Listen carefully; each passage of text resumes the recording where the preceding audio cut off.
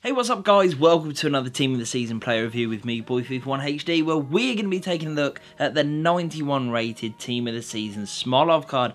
Now before we do, as always, if you enjoy this video, please hit the hell out of that like button, as that will really help me out. And if you have any questions at all about Smolov, FIFA 18 in general, ask away in the comments, as I love hearing what you guys have to say and I love answering your guys' questions. So we've had a look at the team we've used him in. Now we're going to have a look at those attribute details, and as you can see, as with all special Smolov cards, he is a really good player. The pace is fantastic, 95 on the acceleration, 90 on the sprint speed, very quick initially and still very quick once he gets going. Shooting is a really solid column, 97 on the attack positioning is as near perfect as it comes, 96 on the finishing equally matches up and is a very nice stat, 94 shot power, you can't ask for too much more. Long shots is a little bit off the pace but still really high there at 87, volley is also very good as well as penalties, his curve there as well at 90 also really helps out that shooting. His vision at 86 and his short passing at 89 means he can definitely rack up some assists along the way, but crossing, free kick accuracy and long passing does let him down a little bit, although he is a striker so that's not too bad overall. Dribbling, another fine stat. Agility, reactions, ball control, dribbling and composure all very high. Balance does let him down somewhat at 78, I must admit, but overall he still feels very good. Physicality there, you can see with the stamina and the strength is very nice. His jumping lets him down a little bit considering how good his heading accuracy is, but overall it is an incredible card, as you can see with some amazing stats.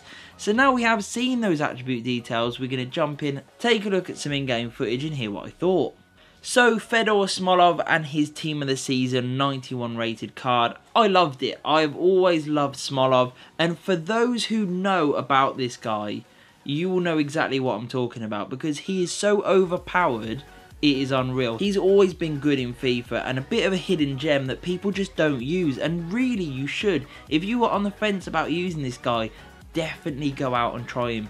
I know that he's not got the best league in nation and it makes it a little bit trickier to get him into squads, but if you can, you will not regret it. And even if you can't, just having him as a super sub is definitely a really good option because he's really cheap. I picked him up for 60k, I'm sure he'll probably float around the same figure, and if you can manage to get him for anything less, then wow, what a bargain. But he's still great value at 60 to 70k, that is a really good price for what is a 91 rated Team of the Season card with stats that are just superb. As an attacker, as a striker, as I used him, he was ridiculous. He scored me tons of goals and he was really fun to use. Great pace, as you saw earlier in the attribute details, really quick, always been a good aspect of a Smolov card, and that does not disappoint this time around. His finishing is so clinical, it feels way better than icon cards. He is just ridiculous.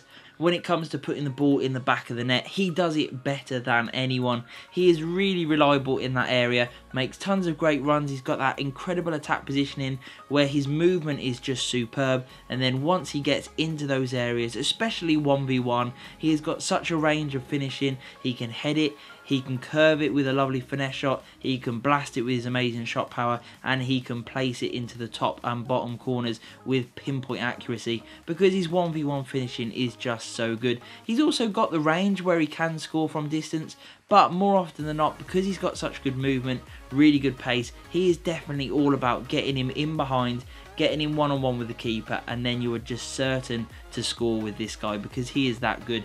His range of passing is decent, he's got really good vision, lovely short passing, so he can definitely play some really nice 1-2s, great link-up play to get himself and others in, so he'll rack up a fair few assists. I wouldn't say it's good enough to have him at cam. I don't think really that's where you should be using him, although he probably would do a job there. This guy is definitely an out-and-out striker, and that is where you should use him. I would highly recommend him in that position, so I wouldn't really say that he's got the stats for cam, but if you wanted to and that's the way he fits into your team, then it wouldn't be a terrible choice.